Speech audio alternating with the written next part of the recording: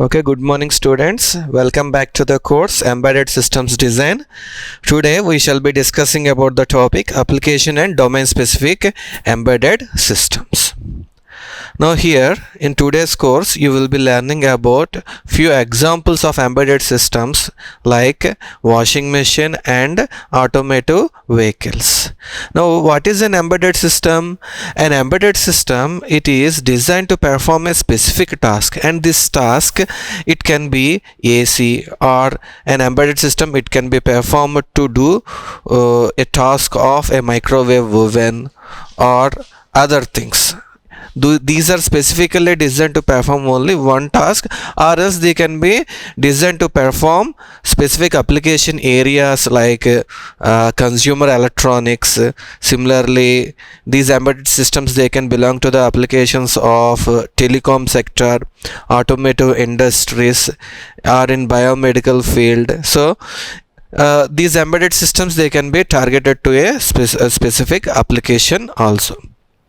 Now if you take a typical embedded system, it consists of sensors, actuators, control unit, and other user interfaces like keyboards and display units. Now you can find all these kinds of devices in washing machine. If you see a washing machine, you can find almost all these things inside it, and few of them are visible, whereas few of them are hidden inside the washing machine. Now this washing machine, it also consists of sensors, actuators, control unit, and other application specific user interfaces. Like if you take the actuator part of the washing machine, is nothing but it consists of this inner tub, outer tub, okay, where the water is collected and where the clothes are washed. Similarly, this body case and this inlet pipe and water pump motor, okay, which is used to control the flow of water inside the washing machine. Similarly, it consists of a rotor agitator which is used to wash the clothes. So these all comes under the actuator part of the washing machine. Similarly, if you take the sensor part, it consists of level sensors, okay, level sensors which will identify the level to which the water is filled, okay, in the washing machine. Similarly, it also consists of temperature sensor to know the temperature of the water. Like that, it consists of temperature sensors also. Similarly, control unit, here this control unit, it consists of microprocessors or microcontrollers which are interconnected to the interfaces like this LED display or keypad. Okay, now this application specific user interfaces like keypad, it is used to give inputs to the washing machine. This keypad, it can be used to configure your washing machine to work in a different set of conditions. Okay, through this keypad you can tell to the washing machine for how much time it has to wash the clothes. Similarly, through this keypad you can tell what kind of clothes it has to wash, whether it has to do a medium kind of duty or it has to do a heavy kind of duty. Like that, it depends upon the type of material that needs to be washed. Similarly, whatever the input we are giving across this keypad, it will be reflected and it will be displayed across the display unit, which is LED display. Okay, so this is a typical example of embedded system, this washing machine, where you can find all the devices like sensors, actuators, input devices, and control units. Now coming to the working of this washing machine, it is done in two phases. In the first phase, the cloths are kept inside the washing machine. Okay, now this washing machine, after keeping washing the clothes, the outer tub it is filled with water, and then the amount of time that your washing machine has to wash the clothes, that has to be given as input. Similarly, what kind of duty the washing machine has to perform, that also be given as input through keypad. Okay, once all of these things are given, then this rotor what it will do, this rotor it will rotate to and fro. While doing so, what it will do, it will catch the clothes which are present on the top of the inner tub, and it will drag those cloths down to the tub. Once these cloths are dragged down to the tub, again these cloths, they will find its way again back to the top of the tub, where again the same procedure is repeated. Okay, we call that as the number of cycles the washing machine has to repeat to complete the washing process. Similarly, once the washing is done, next step is, in the next phase you have to remove the water from the outer tub. Okay, so for that again the outlet pipes are used to remove the water from the tub, and again the clothes are taken and they are kept inside the inner tub, where the water inside the cloth is removed. Now here, in order to remove the water which is present inside the cloth, here we make use of centrifugal force concept.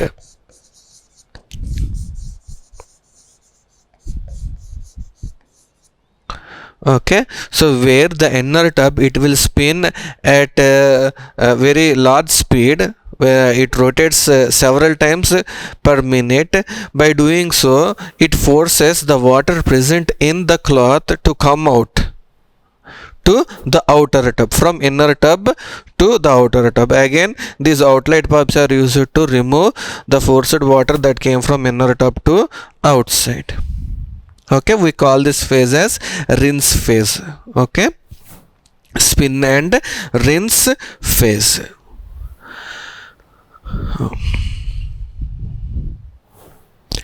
Okay, this is all about washing machine, right? Similarly, if you take another application area like automobile industries, now in the automobile industries it consists of automated embedded systems to control the mechanical parts present in the car. Okay, now this embedded automotive control present in the car, it varies from a simple mirror control to a car wiper to a complex bag control system. Okay, airbag control system in the car. Now the number of embedded systems present in the car will also vary depending upon the type of car.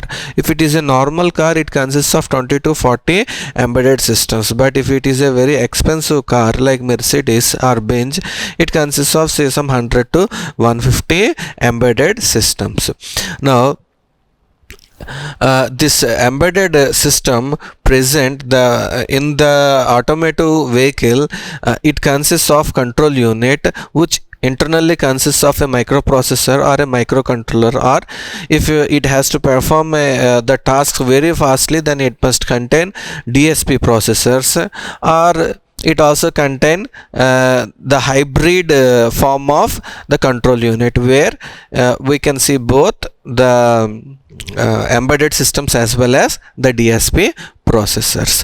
Okay, we call such kind of systems as what? Electronic control units.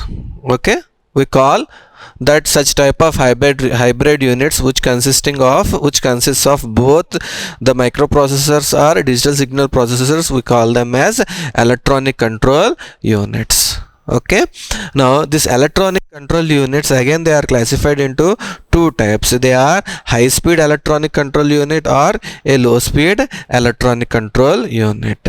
Now this high speed electronic control unit is used where the response of the embedded systems is very critical, which are time critical, where the embedded system has to respond very speedily, like your airbag control system. Whenever your car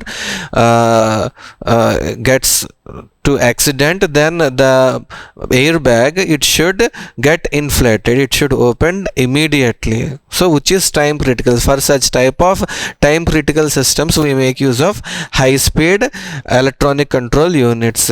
And if time is not critical, like car wiping or controlling the mirrors, so all those things, for where there the time is not critical, therefore there we will be using low speed electronic control units. Okay, so a few of the embedded systems that we can find in automotive in vehicles are these. A few of them are here. Now these embedded systems, as I have told you, they can be characterized into time critical or not time critical. Okay, like for time critical you will be using high speed electronic control units. If it is not time critical, there you will be using low speed electronic control units. Okay, like if you can see here, the fan control, similarly headlamp control, wiper control, power windows, mirror control, seat control, air conditioner.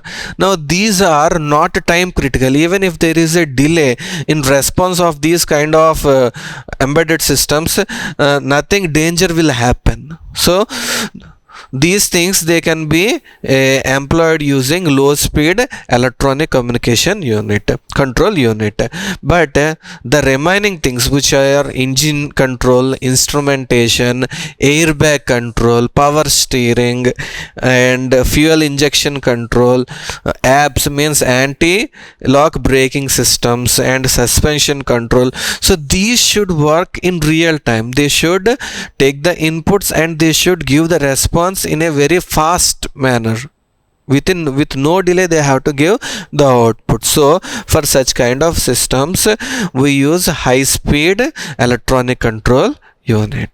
Okay, now the devices which are present in the electronic in the automotive vehicle or in the washing machine, they can be communicated using these buses. Like they can use control area network bus, where the speed is quite larger. Okay, with high speed we can communicate, we can give commands. Okay, we call that as CAN, which are event driven, right? And these support what? This can also perform error handling. Similarly, we are having LIN, means a single this LIN bus, which consists of single master and multiple slave. Okay, which means this one control unit, it can control multiple devices, but the drawback here is it can perform at data rates of 20 kilobytes per second. Similarly, there is another kind of communication bus, which is media oriented system transport, which is targeted for automotive audio video equipment interfacing. So these kind of buses, they are used for constructing the embedded systems which are not time critical. Okay, so this is all about for today's topic. And the review questions are here, like explain the different electronic control units used in automotive systems, and explain different communication buses used in automotive applications. So I hope you can answer these questions after listening to the class.